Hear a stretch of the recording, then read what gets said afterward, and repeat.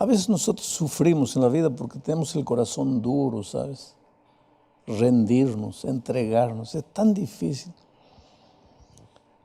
Y a veces Dios permite, mira, yo no digo Dios provoca, porque Dios nunca provoca nada malo, pero Dios permite que la vida te golpee, porque es en el dolor y en las lágrimas que tu corazón de piedra se vuelve corazón sensible para oír la voz de Dios y te rindes. Es tan fácil seguir a Jesús, pero al mismo tiempo tan difícil por nuestro corazón duro. Queremos hacer lo que queremos en la vida, andar como caballitos salvajes corriendo por ahí, cuando tendríamos que rendirnos. Vamos a orar. Padre amado, gracias por tu palabra. Vamos a abrirla ahora, vamos a leer el texto bíblico.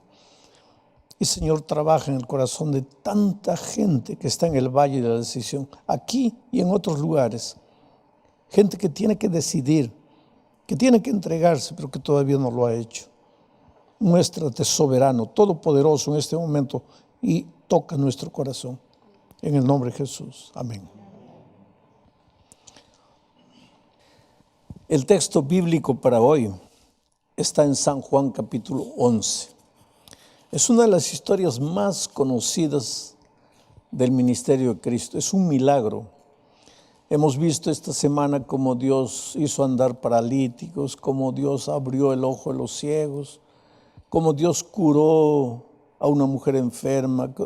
Dios hizo maravillas. Resucitó a la hija de Jairo. Pero hoy vamos a ver la resurrección de Lázaro, que es un caso dramático y que nos enseña muchas lecciones. Vamos al texto. A partir del versículo 1 dice: estaba entonces enfermo uno llamado Lázaro, de Betania, la aldea de María y de Marta su hermana. María, cuyo hermano Lázaro estaba enfermo, fue la que ungió al Señor con perfume y le enjugó los pies con sus cabellos. Enviaron pues las hermanas para decir a Jesús: Señor, he aquí el que amas está enfermo. En la ciudad de Betania, interesante, Betania queda a 5 kilómetros de Jerusalén. Tuve el privilegio de estar en Jerusalén. 5 kilómetros para allá está Betania. Era una ciudad pequeñita. Cuando Jesús estaba más o menos ahí caminando por Jerusalén, llegaba la noche, siempre iba con sus discípulos a dormir a Betania, porque en Betania tenía un amigo llamado Lázaro. Eran 3 hermanos: Lázaro, el hombre, en esos tiempos el que trabajaba, solo luchaba para traer el pan a la casa, y 2 hermanas, Marta, la hermana mayor, y María, la hermana menor. Esta María es la misma, dice el texto bíblico, que echó perfume a los pies de Cristo, le secó con los cabellos, porque Jesús la había transformado, la encontró en la miseria de la vida, la transformó. Bueno, Marta era una buena cocinera, cocinaba rico. Y yo creo que a Jesús le gustaba comer la comida de Marta. Por eso cuando estaban cerca de Jerusalén, le decía a sus discípulos: vamos a Betania. 5 kilómetros, caminando, ¿cuánto tiempo lleva? 5 kilómetros, 1 hora. Uno de esos días que estaban yendo, caminando a Betania, estaban con hambre, era ya la tarde, y vieron una higuera. ¿Se acuerdan de eso? Una higuera. Y una higuera frondosa, lleno de hojas. Y cuando la higuera está así es porque tiene muchos higos. Entonces caminaron hacia la higuera queriendo comer higos, ¿no? Y cuando llegaron, la higuera no tenía higos. Y Jesús la maldijo. Y esa noche se fueron a Betania, se hospedaron en la casa de Lázaro, Marta y María. Al día siguiente estaban volviendo a Jerusalén y la higuera estaba seca. ¿Se acuerdan de esa historia? Jesús no maldijo a la higuera porque no tenía frutos. ¿Por qué creen que maldijo a la higuera? Porque no teniendo frutos, parecía que tenía. O sea, si en tu vida no hay frutos, eso no es lo ideal. Dios quiere que tu vida como cristiano sea una vida fructífera. Pero lo peor es no tener frutos y parecer que tienes frutos. ¿Sí? En el fondo de tu corazón eres malo, pero cuando estás en público pareces bueno, ¿no? Pareces conservador, estricto, rígido, pero en el fondo eres un pobre hombre derrotado.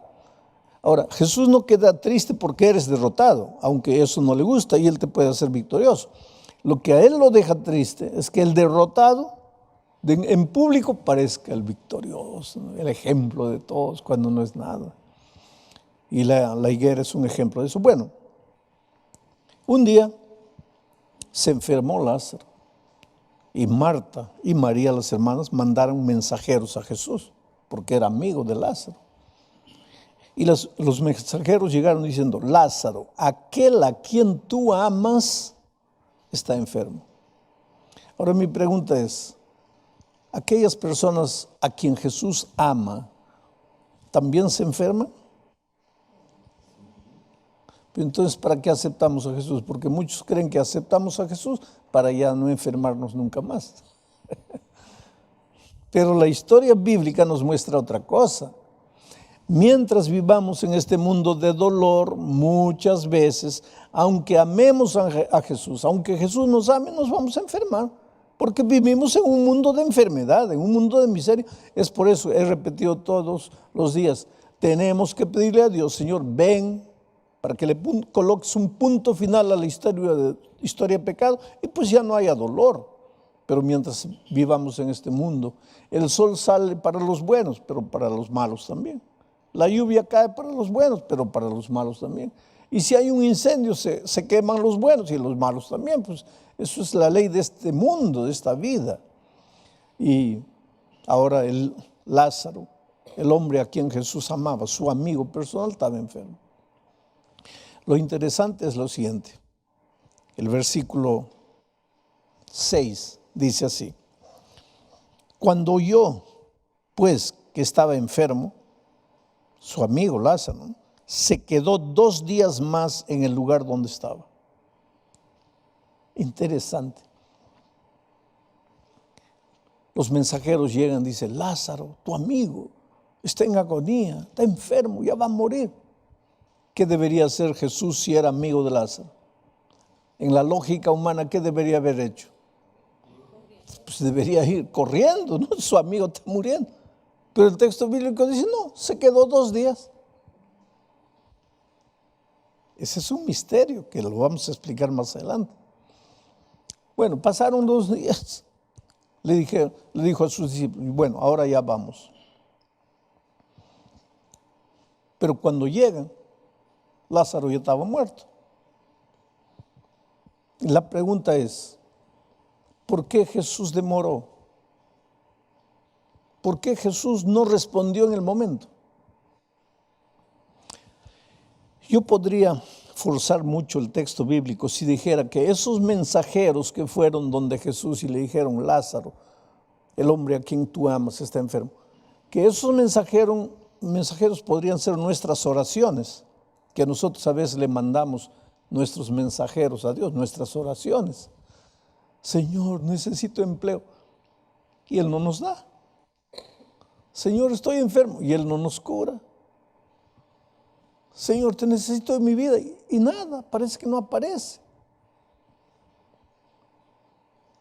Lázaro murió, y las hermanas se quedaron tristes, tanto así que cuando Jesús llegó a la casa, Lázaro ya estaba muerto. Se demoró 2 días, 2 días más caminando hasta llegar. Cuando llegó ya habían pasado 4 días. Un cadáver de 4 días. En aquellos tiempos que no habían esas bóvedas de hielo ahí, que el cadáver puede quedarse 1 mes sin descomponerse. En esos tiempos no había nada de eso. En 4 días el hombre ya estaba descompuesto. Dice la Biblia, ya olía mal. Ya estaba descompuesto. Y cuando llegó, Marta salió, porque dijeron, está llegando Jesús. Ahí Marta salió a recriminar a Jesús. Le dijo, Señor, ahora ya, ¿para qué pues? ¿Ya para qué viniste? Cuando te necesitamos, cuando te llamamos, cuando todavía estabas vivo, te rogamos, te mandamos mensajeros y no viniste. Ahora ya para qué pues? Ya está muerto ya. Y Jesús dijo una cosa interesante. Él no está muerto. El que cree en mí, aunque esté muerto, vivirá. Y le dijo una cosa interesante a los discípulos. Él está durmiendo. Yo voy a despertarle del sueño. Ahora yo les pregunto a ustedes, ¿Lázaro estaba muerto o estaba durmiendo? ¿Qué piensan ustedes? Estaba muerto. Claro que estaba muerto, ya estaba descompuesto. ¿Y por qué Jesús dijo está durmiendo? ¿Por qué? Porque para los que creen en Cristo, la muerte es un sueño. La muerte es un sueño. Porque cuando Cristo venga, todos los que han muerto en Cristo despertarán. Pablo, escribiendo a Tesalonicenses, dice que cuando el ángel haga sonar la trompeta, los muertos en Cristo resucitarán primero. Por eso yo personalmente, yo digo, yo no tengo ganas, no tengo miedo de morir. Si mañana tengo que morir, pues muero. Yo ya viví, claro, ustedes jovencitos todavía no, pero yo ya viví todo lo que tenía que vivir. Ya cumplí con mi familia, ya cumplí la misión de predicar el Evangelio, sigo predicando. Si mañana el médico me dice, pastor, tiene 2 días de vida, ¿para qué tengo que estar llorando? Ay, Señor, no quiero morir, no quiero morir. Si yo creo en la resurrección, yo sé que voy a descansar. Pero cuando el ángel haga sonar la trompeta, voy a resucitar. Y voy a ver a mi papá, a mi mamá, a los amigos que la muerte me arrancó. Los voy a abrazar. Esa es la esperanza del cristiano. El cristiano no debe buscar la muerte. Pero el cristiano tampoco tiene que tener miedo de la muerte. Porque la muerte para el cristiano es como un sueño. ¿Tú cuando sueñas tienes hambre? ¿Durmiendo tienes hambre o no? Pero el que sueña no tiene hambre. Cuando sueñas tienes odio, tienes amor. Cuando sueñas, ¿sabes lo que Jesús está diciendo aquí? Porque ustedes han escuchado hablar por ahí que cuando el hombre muere, su espíritu sale. Si fue bueno, se va al paraíso. Si fue malo, se va al infierno. Si fue más o menos malo, se va al purgatorio. Y otros dicen, no, el alma sale y se reencarna.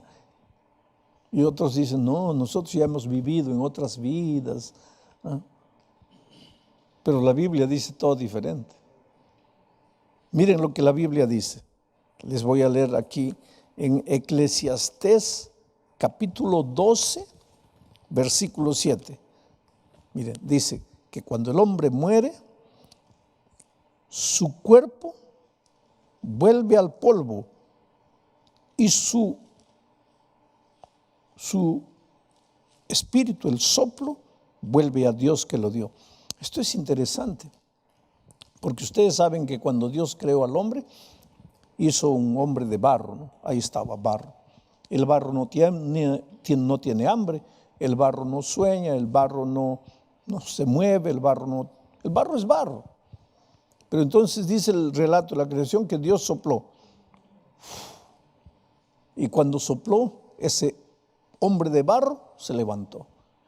O sea, el hombre vivo es la suma del barro con el soplo de vida. Ahora, ¿qué dice Eclesiastés 12:7? Que cuando el hombre muere, el soplo vuelve a Dios. O sea, Dios hace, volvió a Dios.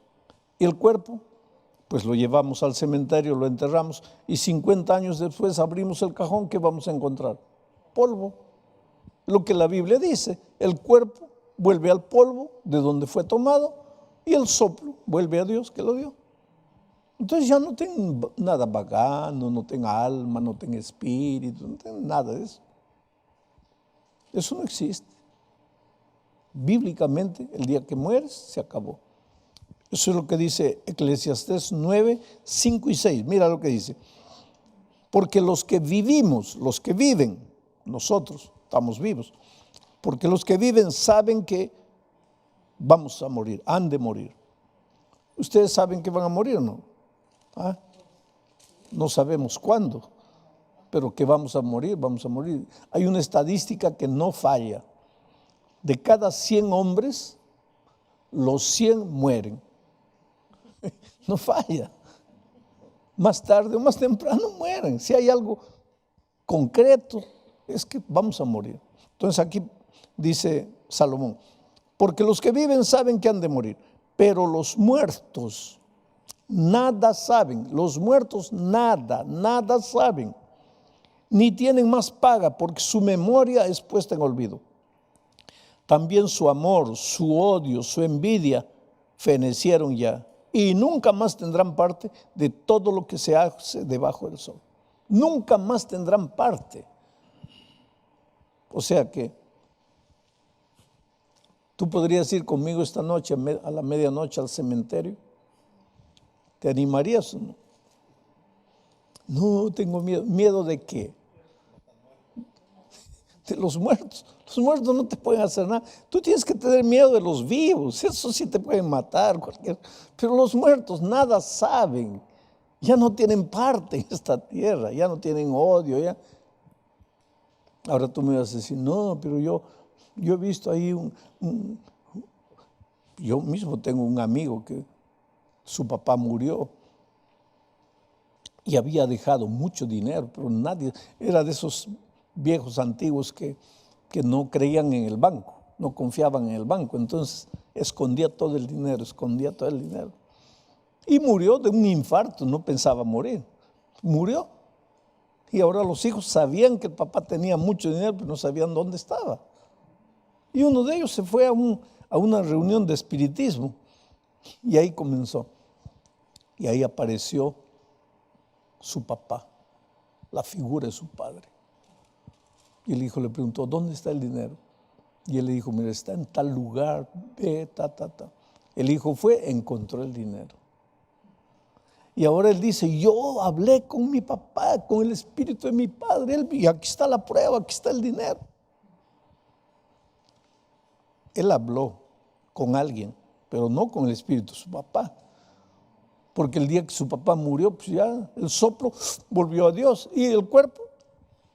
Entonces, ¿con quién habló? Con el diablo.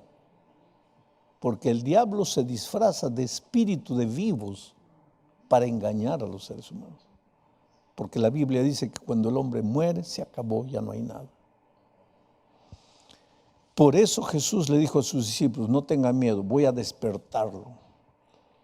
Y por eso cuando Marta salió diciendo, Señor, ya llegaste tarde, ya murió, Jesús le dijo, calma ahí.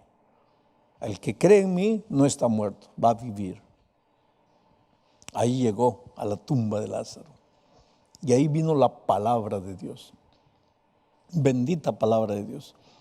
Cuando no había cielos ni tierra, Dios dijo, sea la luz. Y la luz apareció.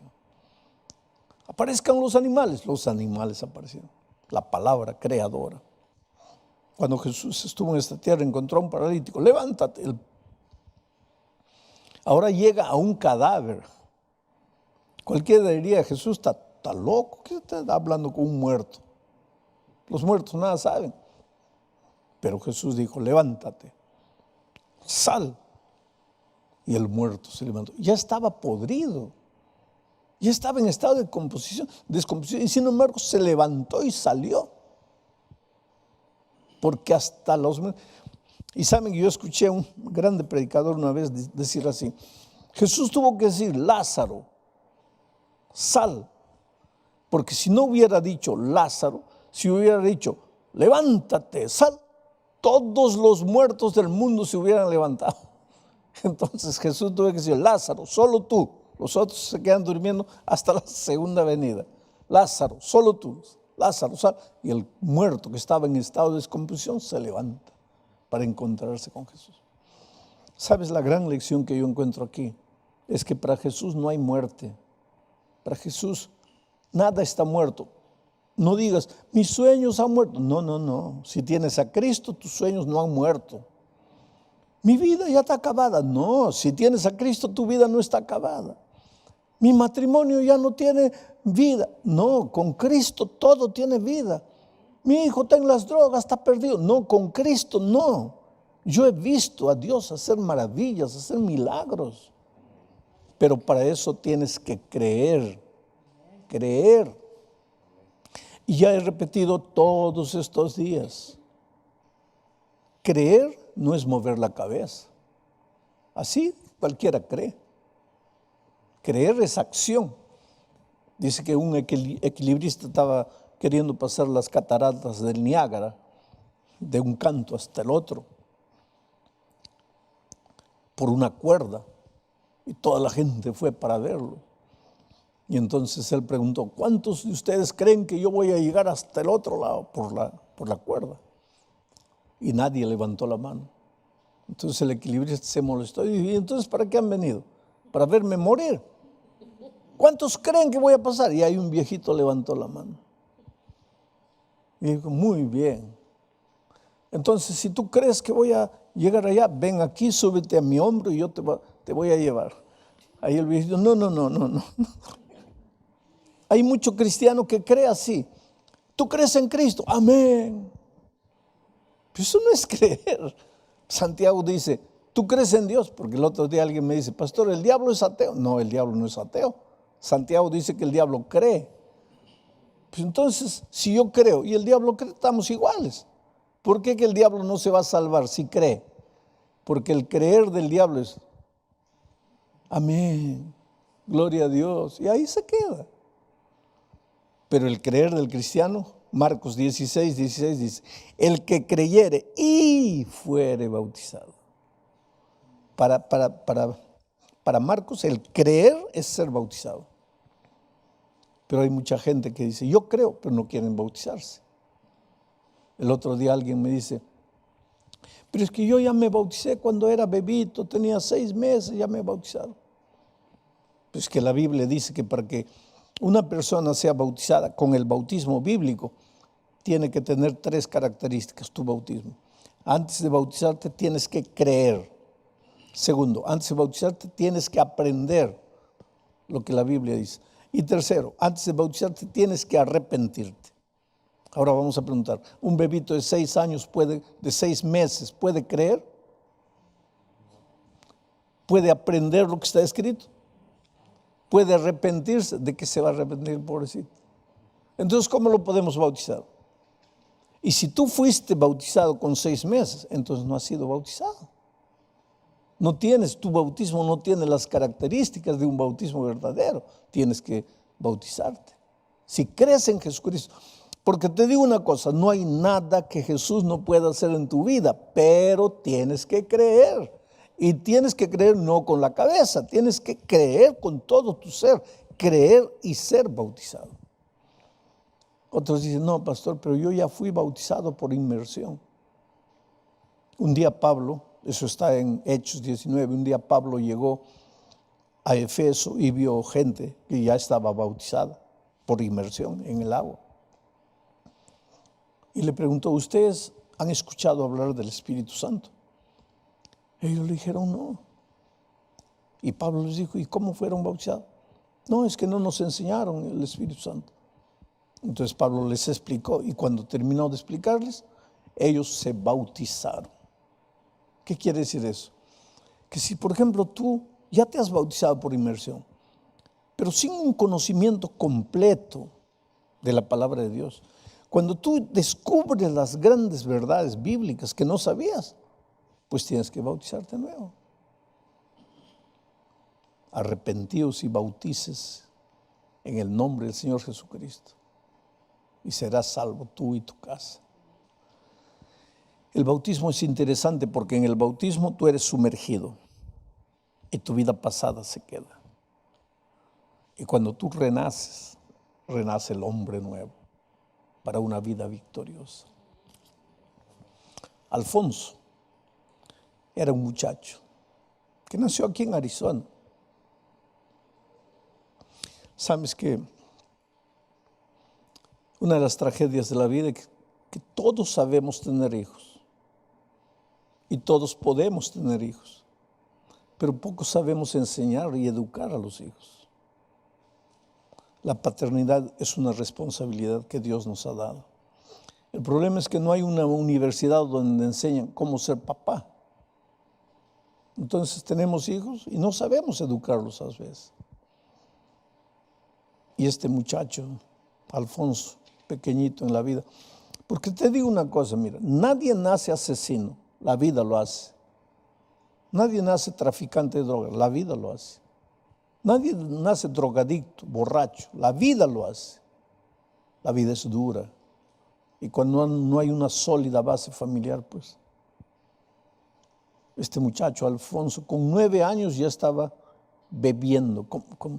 ¿Cuántos años tiene ese niño ahí? 11.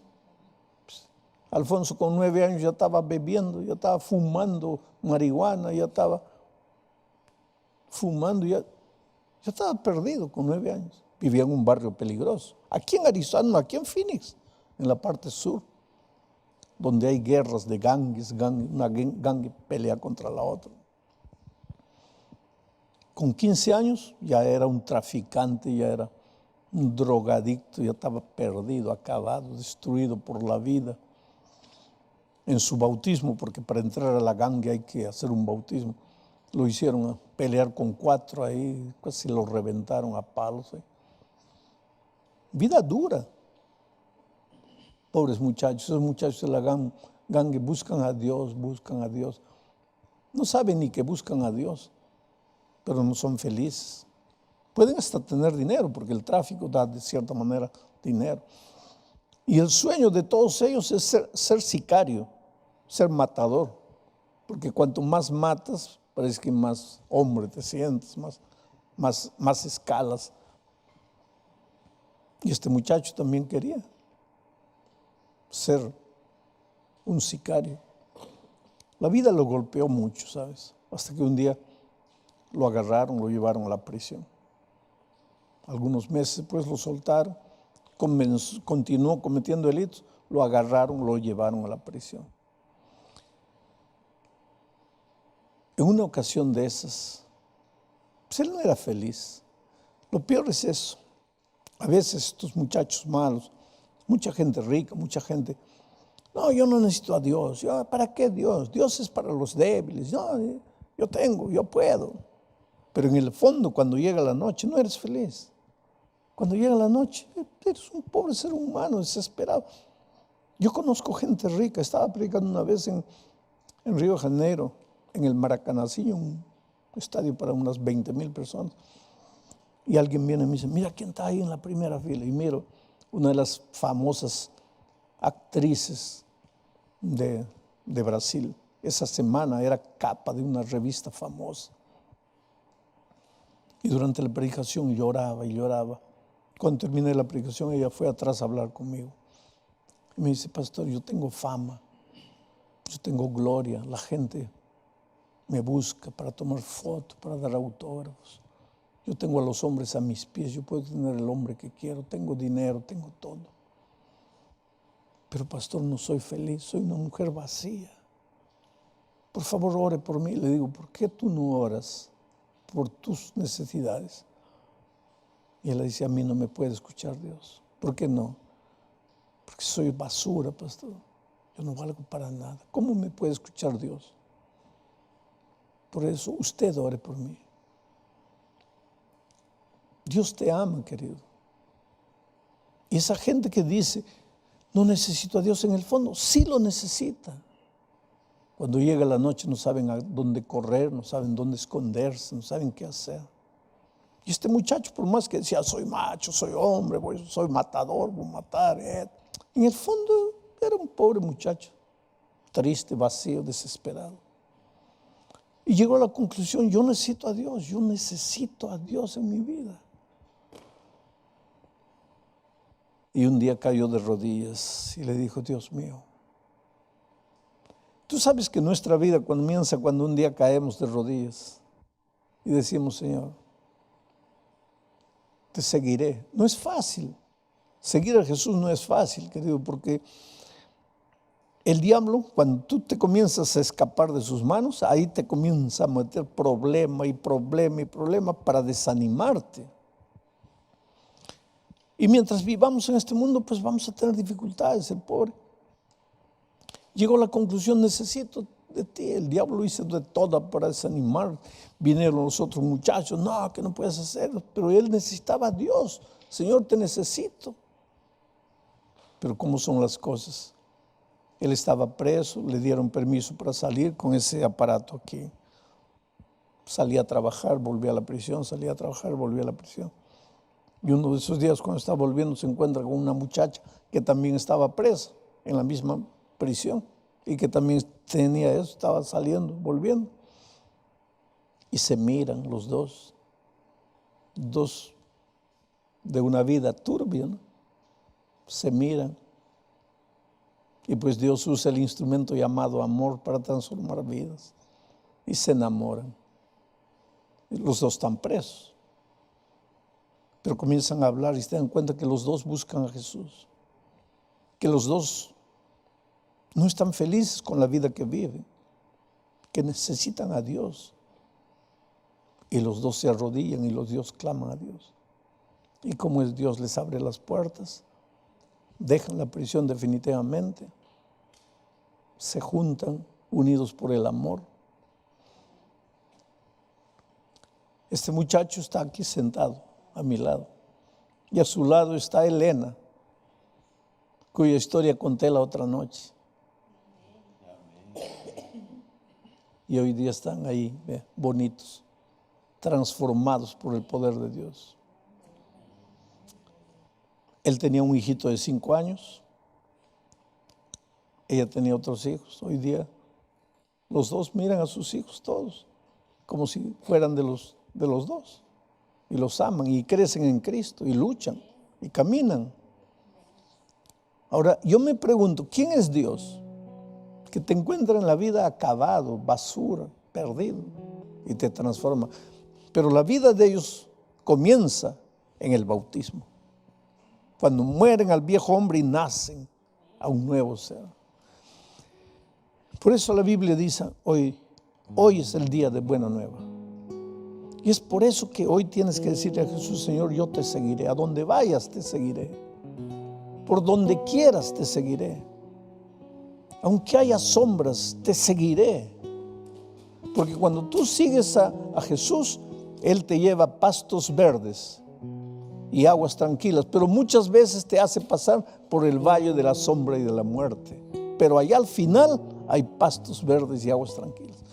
Yo quiero decir a todos los que me han estado escuchando durante la semana, ya no hay tiempo para endurecer el corazón. Oye, el día se acaba, la noche llega, tienes que decidirte, tienes que entregarte al Señor Jesucristo. No puedes estar en el valle de la indecisión, tienes que rendirte, tienes que decir, Señor, yo también quiero seguirte. Yo les hago una pregunta a ustedes aquí. ¿Cuántos de ustedes quieren decirle a Jesús, Señor, yo te seguiré? Yo quiero pasar por la experiencia linda del bautismo. Dios les bendiga ricamente. Y aquí ya tú donde estés, el director de tu pequeño grupo se va a acercar, te va a abrazar. Toma tu decisión, entrégate a Jesucristo. Hay un bautismo próximamente, prepárate para bautizarte. No postergues tu decisión. Hoy es el día de buena nueva. Ha sido para mí una experiencia extraordinaria hablar contigo noche a noche, presentarte el amor de Cristo, hacerte escuchar la voz de Dios llamándote. Hoy es el día de buena nueva, hoy es el día de salvación. No postergues tu decisión. Vamos a orar. Padre querido, gracias, Señor, por tu palabra. Gracias por tu invitación, por tu llamado. Y gracias porque hay corazones que se rinden, que se entregan, que deciden seguirte en este momento en diferentes lugares de este país, de otros países también. Hay gente que está tomando la decisión, se está entregando a ti. Oh Señor, trabaja poderosamente en la vida de esa gente y prepáralos para el reino de los cielos. En el nombre de Jesucristo. Amén. Si trae dolor, Ayúdame por la fe a proseguir.